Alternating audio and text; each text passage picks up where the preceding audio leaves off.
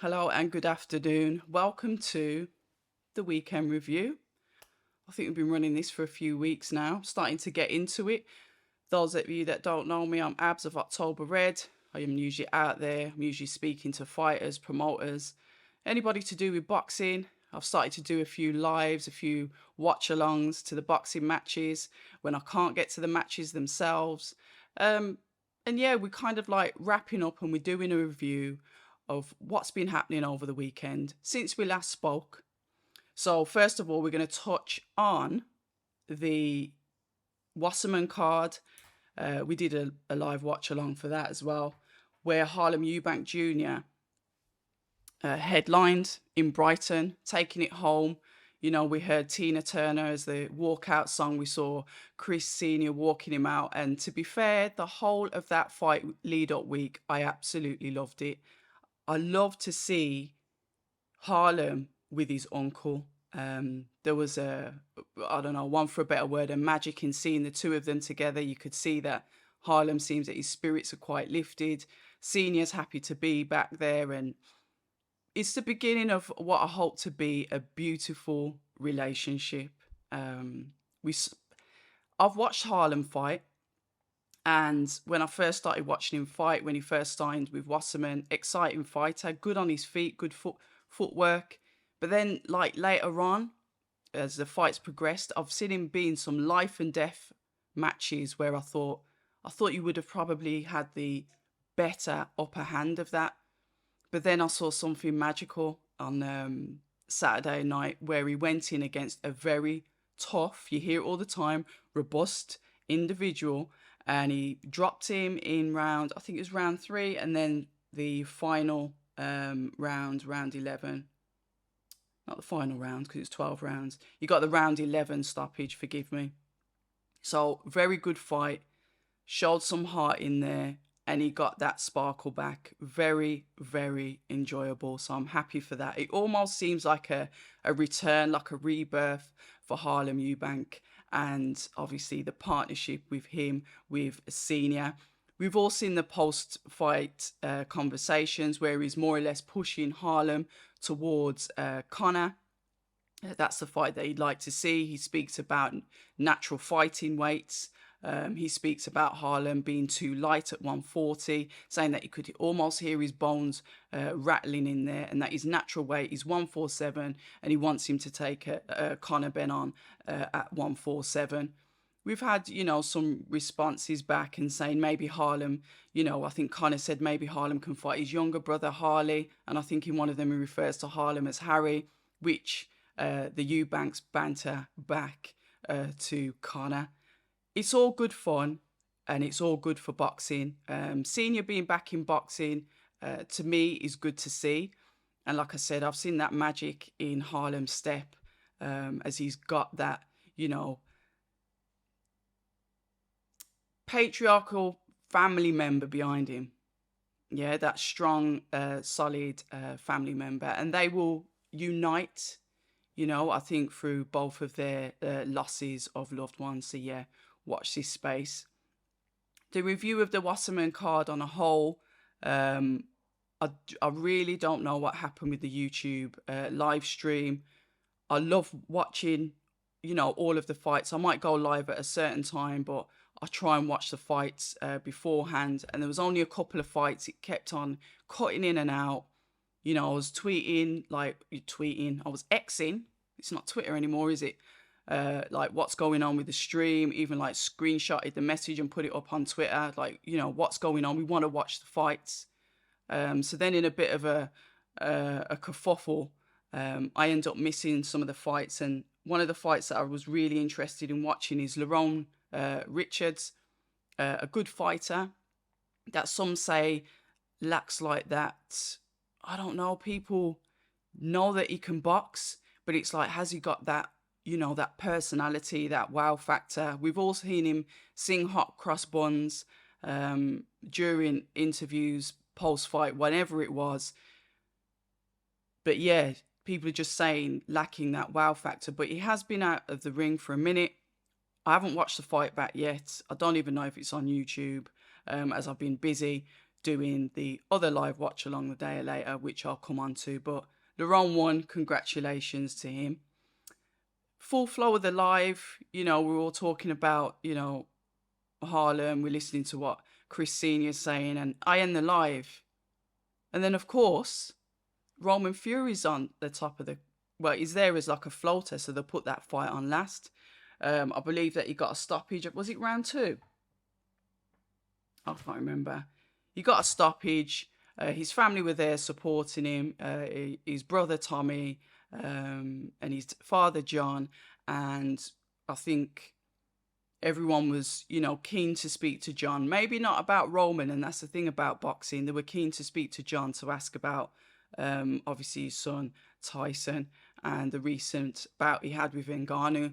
And sometimes that can cloud the fighter that's actually fighting. But this is it. When you've got a family household name in boxing, people are going to tend to drift towards that one because it gets the views. And I think John sort of like silenced people and said, I don't really want to talk about that. Let's close the page and let's move on. So I probably, to sum it up, I would have enjoyed the Wasserman card more if I could have watched it. I don't know what happened with their stream. Maybe that's something their media team need to have a look at, get some, positive feedback so it doesn't happen again. Because a lot of us like to watch the undercards. We're not just here for the main events. When I go to boxing events, I'm there from the beginning and I leave at the very end because I like watching the fighters on the undercard. So yeah, a bit of feedback for them. But hey, who am I? I'm just a fan with a camera and a YouTube channel that's slowly starting to grow. We've had some rumblings in the background of other things that have been going on, and we'll touch on that. But let's go straight to Saturday.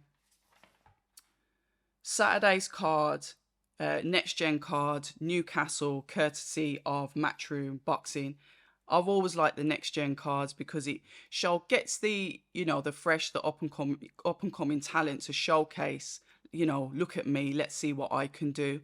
And from the beginning to the end of the card, I would like to sincerely thank the matchmaker, which is Tom Dallas. I know I keep raving on about him, but he's really giving these fighters tough matchmaking.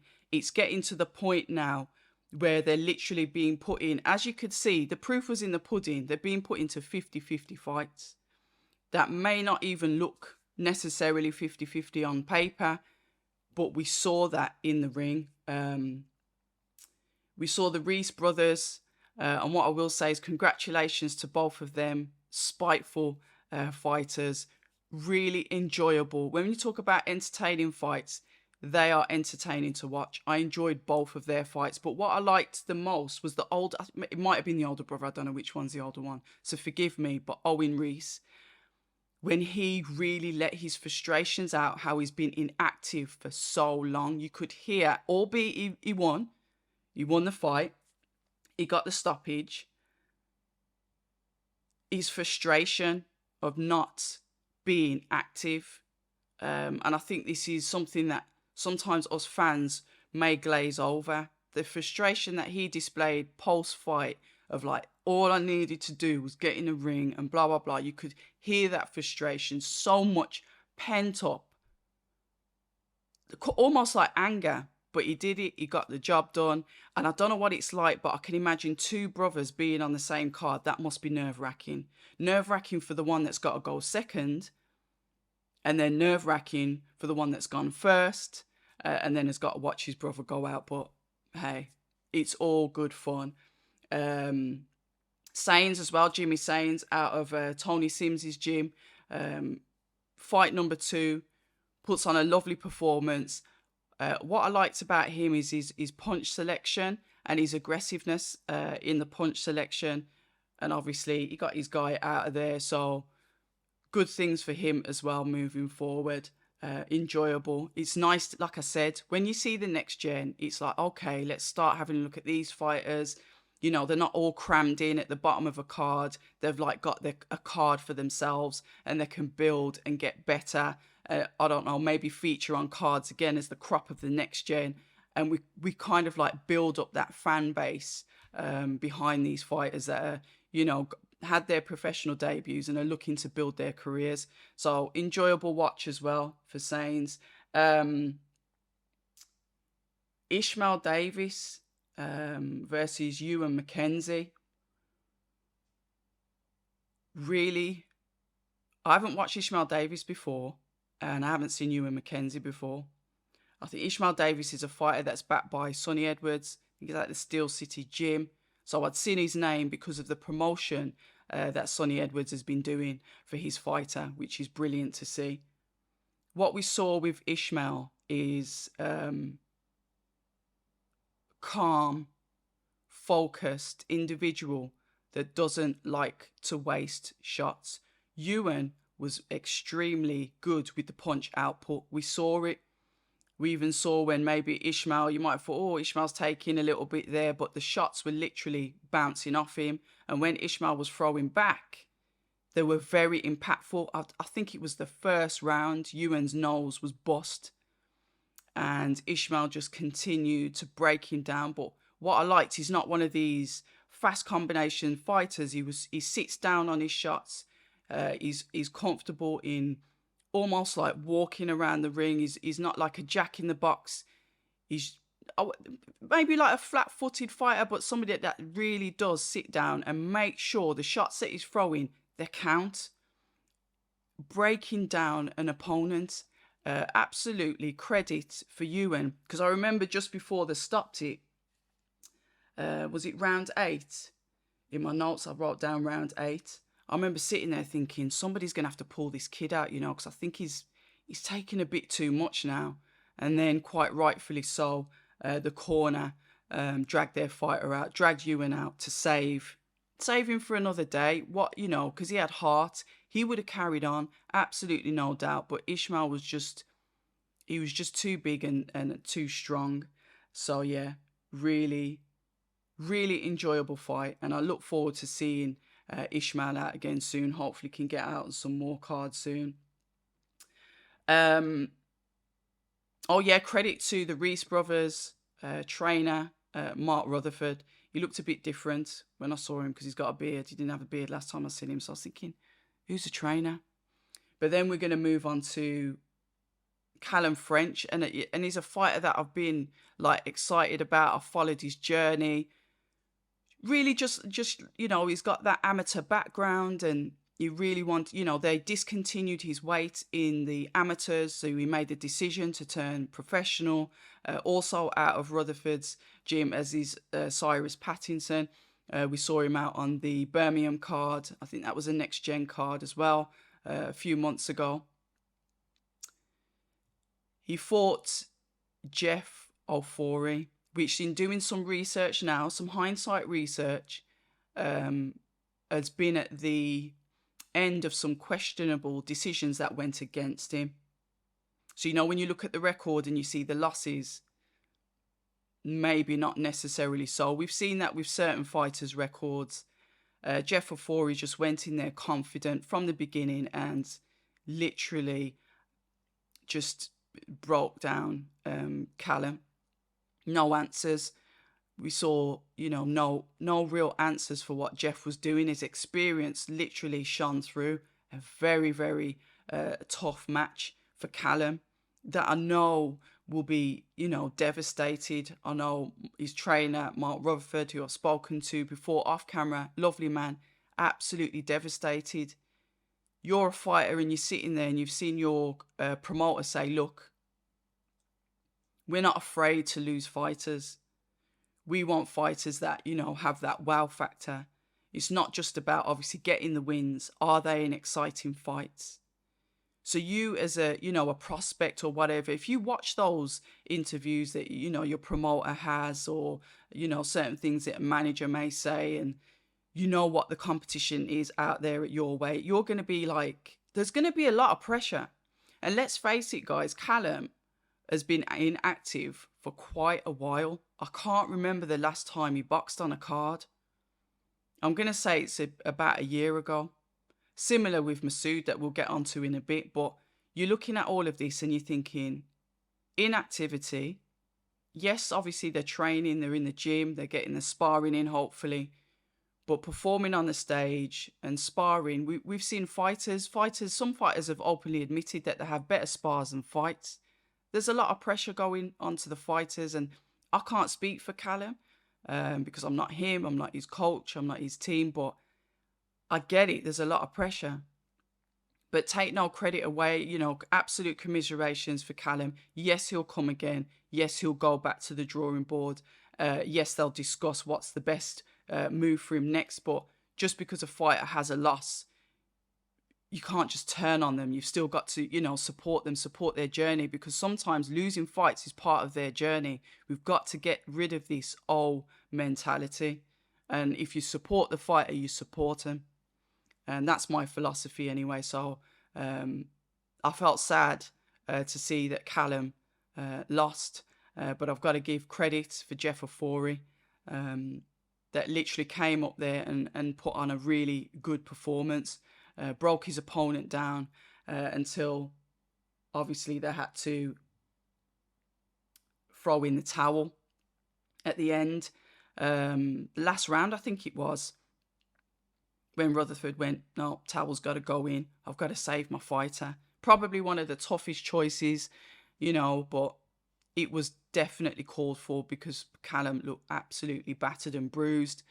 One of the things that I will comment on is Jeff Ofori's post-fight, where he sat there and he was so happy to be there. I get it. You have that post-fight adrenaline, that happiness, all of those endorphins rushing through your system. You not only won the fight, but you got a technical stoppage.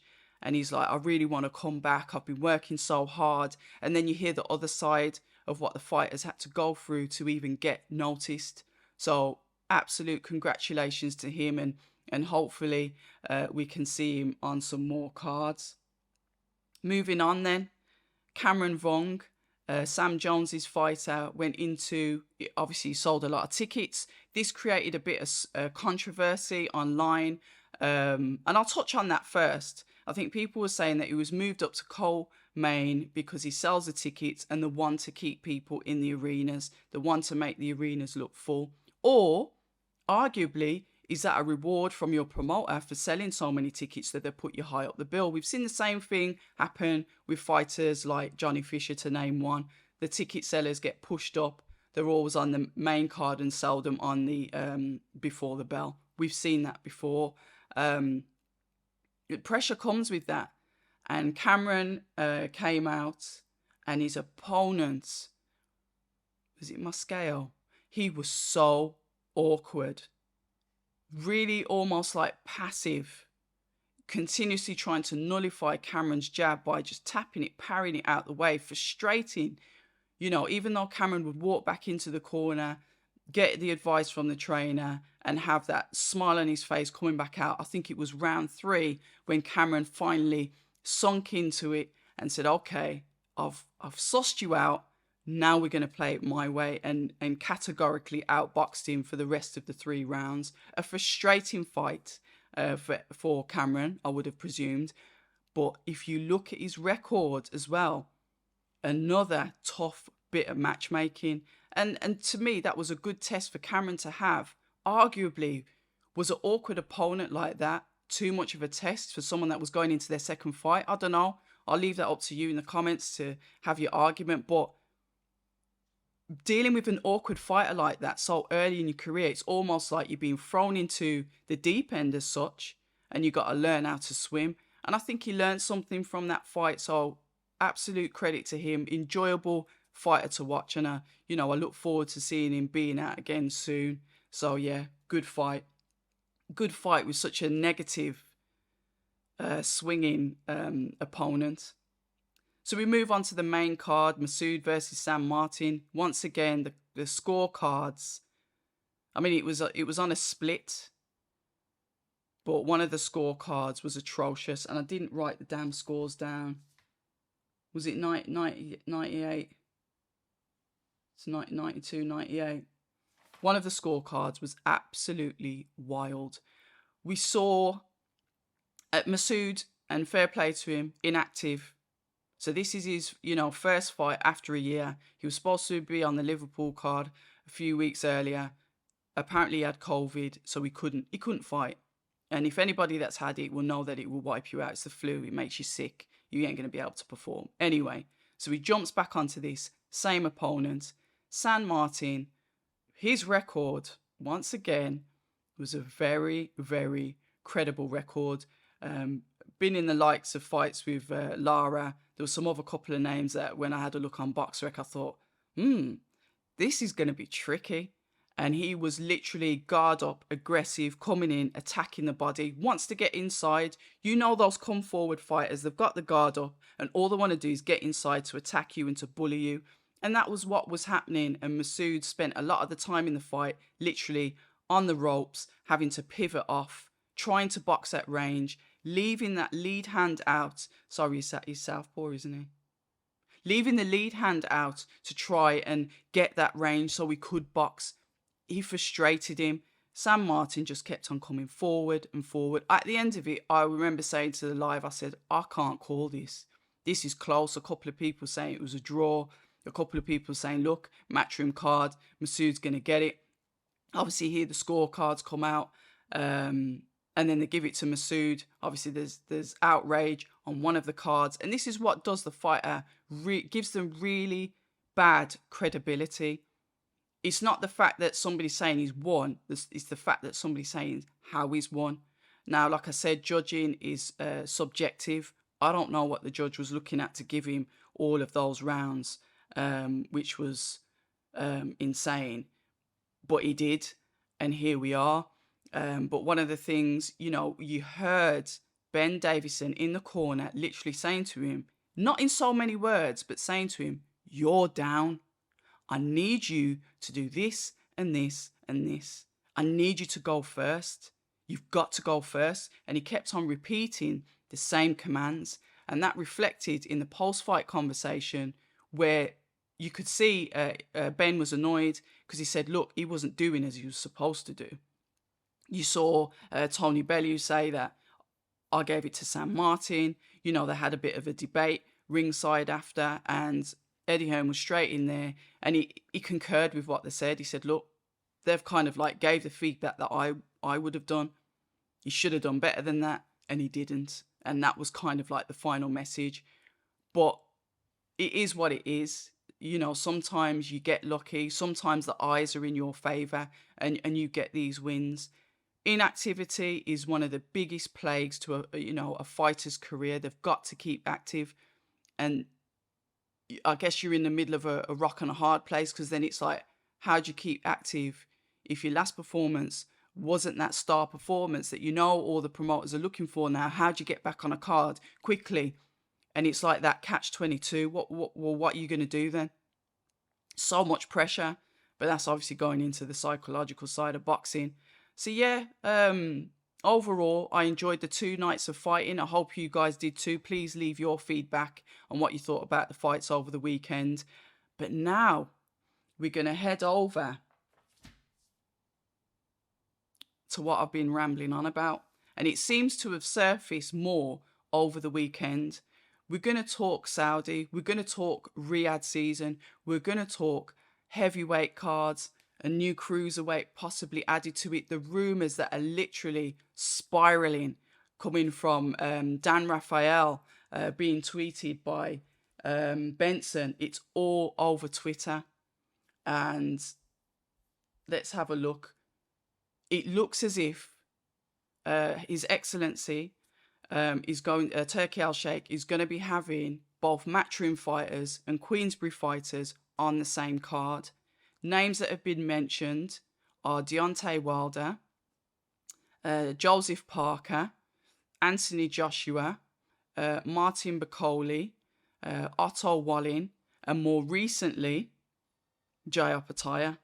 Jai Opetaia one's gone up today. Credit to IFL. I don't know where they got that information from because I haven't read it that much. But yeah, this is what it looks like happening. The versus, I think it was Anthony Joshua versus Otto Wallin, southpaw, that fought Tyson Fury when Tyson Fury had his comeback fights. I believe there's some suggestion Deontay Wilder is fighting Joseph Parker. And this is all speculation and rumor. I don't know. This is what I'm reading on X. I keep saying Twitter, it's X. We've also got, a recent one is Daniel Dubois versus Jarrell Miller. Now that's interesting. That one's just gone out. And then obviously Jai Opataya, like I said, credit to IFL. I've seen that tweet. I'll probably might put some visuals in this. I don't know yet. But yeah, all of that is happening. So finally, it looks as if we're going to get the cross promos because His Excellency out there in Saudi is saying, come on, we just want to see the fights. We're not bothered about the promoters. We want to see these fights happen. So the 23rd of December, hopefully, if it's true, because like I said, it's all rumorville at the moment, we will start to get some announcements this week. I've been trying to arrange a couple of conversations with people and they've flopped, which leads me on to, obviously, the last part of our conversation. Well, me talking to a camera and you taking it in, if not. This week's schedule, we've got 3 cards. We've got the Misfits cards. Misfits card that's at the York Hall on Friday. We've got the Magnificent 7, courtesy of Queensbury and Frank Warren up in Manchester. A lot of title fights on that card. Very, very handsomely put together card.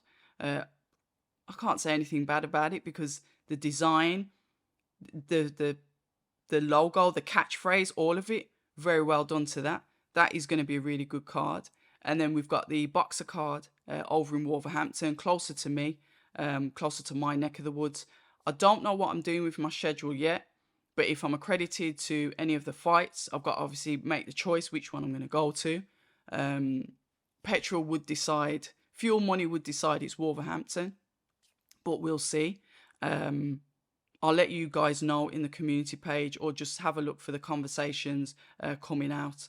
I've been given all the media events for the Misfits, so I know exactly what's going on there. I've just got to wait to see the other schedules and decide what days I'm going to try and get to what events. I'm aware that the Misfits media events start tomorrow, but I won't be able to start mine. If whatever I get accredited to, whatever I can attend, it should start from Wednesday. So thanks once again for you guys for joining in on the lives. Absolute warm welcome to all the new subscribers. Absolutely big hugs to the ones that have been here for a while and that have decided to stay. You're absolutely awesome, all of you. Thank you for the super chats. It all helps. The super thanks, the donations, whatever it is. Your presence is brilliant anyway, because we do have a laugh on the lives. It's not just serious talk. We do have a bit of banter as well. So yeah, I want to just end the note on saying a massive thank you to all of you guys. Hopefully we'll have more content out for you this week. More than likely, there won't be a watch along, but I know Matchroom's got a late night card, so we'll see. That's for this week. And then, one of the things, Showtime with Benavidez Andrade. Please go and check out that Showtime documentary that was released probably last night or whatever. Absolutely brilliant little snippet to the insight of those two fighters leading up to their bout on November the 25th, which hopefully I'll be doing a watch along for that. But yeah, can't think of anything else. This is always off the cuff. I've got a couple of notes. And like I said, like we always say, that October Red, number one, I need to be sponsored. Keep doing this. But yeah, stay ready. People say I'm toxic, and honestly, I don't care.